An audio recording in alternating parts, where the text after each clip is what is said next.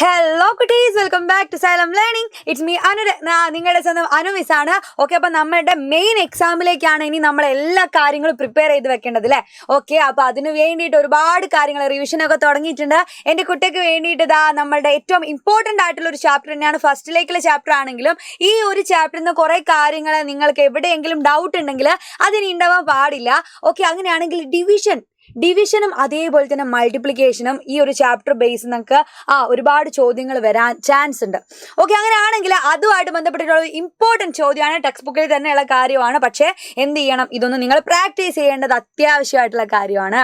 Okay, അങ്ങനെയാണെങ്കിൽ ആദ്യത്തെ ചോദ്യം മിസ് തന്നിട്ടുണ്ട്. എൻ്റെ കുട്ടികൾ ഒന്ന് വേഗം എന്ത് ചെയ്യുക, വായിച്ചു നോക്കുക. എൻ്റെ കൂടെ തന്നെ വായിച്ചു നോക്കുക കേട്ടോ.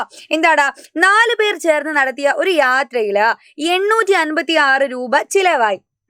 ഓക്കെ, എങ്കിൽ ഓരോരുത്തർക്കും എത്ര രൂപ ചിലവായി എന്നാണ് ചോദിച്ചത്. അപ്പോൾ 4 പേരാണ്. എന്തായത്, നിങ്ങളെപ്പോലെ തന്നെ ഒരു ടൂർ പോവാന്നങ്ങ് വിചാരിച്ചാൽ മതി.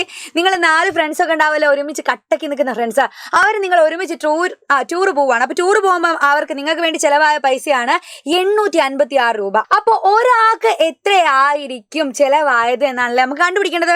സിമ്പിളാണ്. എൻ്റെ കുട്ടികൾ നോക്കിക്കേടാ, നമുക്ക് ടോട്ടലായിട്ട് ചിലവായത് എത്രയാ, 886 രൂപയാണ്. അപ്പോൾ ഒരു പേർക്ക് ചിലവായത് കാണാൻ നമ്മൾ എന്ത് ചെയ്യണം, മൾട്ടിപ്ലൈ ആണോ വേണ്ടത്? അല്ല, ഒരു പേർക്ക് എന്ന് പറയുമ്പോൾ നമ്മൾ എന്ത് ചെയ്യണം, ഇവിടെ 856നെ 4 കൊണ്ട് ഡിവൈഡ് ചെയ്ത് നോക്കിയാൽ മതി. അപ്പോൾ ഇവിടെ നിങ്ങൾക്ക് ഡിവിഷൻ ആണ് വരുന്നത്, ഹരണമാണ് വരുന്നത്. അപ്പോൾ എന്ത് ചെയ്യുക, സിമ്പിളായിട്ട് 856നെ 4 കൊണ്ട് ഞാൻ ഡിവൈഡ് ചെയ്യാൻ പോവാണ് കേട്ടോ. 4 കൊണ്ട് ഡിവൈഡ് ചെയ്യുന്നു.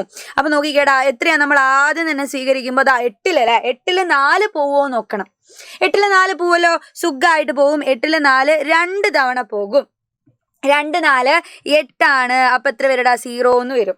ഇനി നമ്മൾ 5 ഇറക്കി എഴുതി. 5 4 പോവോ നോക്കൂലേ. 5 4 ഒരു തവണയെ പോകുള്ളൂ.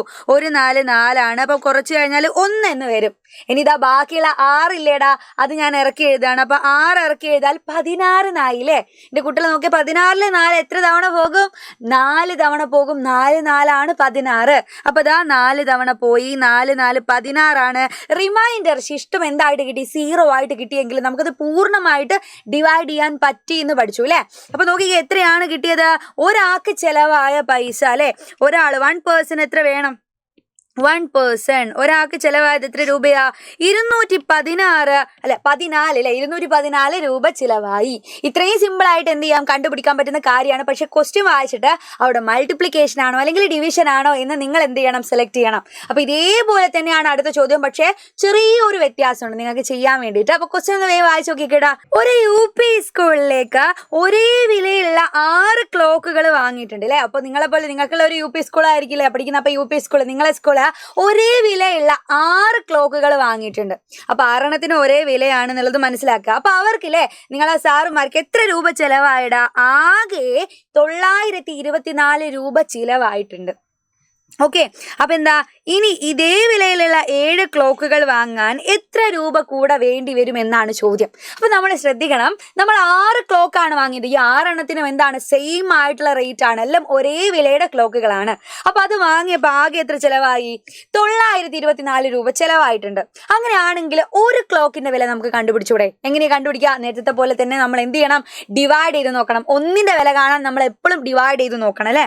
അപ്പൊ ദാ ഞാനിവിടെ ഡിവൈഡ് ചെയ്യാൻ വേണ്ടി പോവാണ്. എൻ്റെ കുട്ടികളതാ 924നെ ഞാൻ എത്ര കൊണ്ട് ഡിവൈഡ് ചെയ്യണം, അപ്പോൾ 6 കൊണ്ട് ഡിവൈഡ് ചെയ്യണം. സെറ്റല്ലേ. ഇത് നോക്കിക്കേടാ, 9ൽ 6 എത്ര തവണ പോകും, ഒരു തവണയെ പോകുള്ളൂ അല്ലെ. 1 6 6. അപ്പൊ എത്രയായിരിക്കടാ, മൈനസ് ചെയ്താൽ ഉണ്ടാവുക, കുറച്ച് കഴിഞ്ഞാൽ ഇതാ എനിക്കിവിടെ 3 എന്ന് കിട്ടി. ഓക്കെ, ഇനി ഞാനിതാ തൊട്ടടുത്ത 2നെ താഴോട്ടേക്ക് ഇറക്കി എഴുതി. അപ്പൊ 32ൽ 6 എത്ര തവണ പോകും എന്ന് നോക്കണം. എത്ര തവണ പോകും, 5 തവണ പോകും. 6 5 30 അപ്പൊ ദാ 30. ബാക്കി ഞാൻ 2 താഴോട്ടേക്ക് ഇറക്കി എഴുതി. ഈ താഴോട്ട് ഇറക്കിയത് കുറച്ചിട്ടുള്ളത് എഴുതി.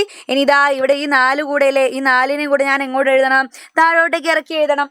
24ൽ ഇനി എത്ര തവണ 6 പോവും, 4 തവണ പോവും. 6 4 24 പഠിച്ച കാര്യമല്ലേടാ, മൾട്ടിപ്ലിക്കേഷൻ ടേബിൾ അറിഞ്ഞിരിക്കണം.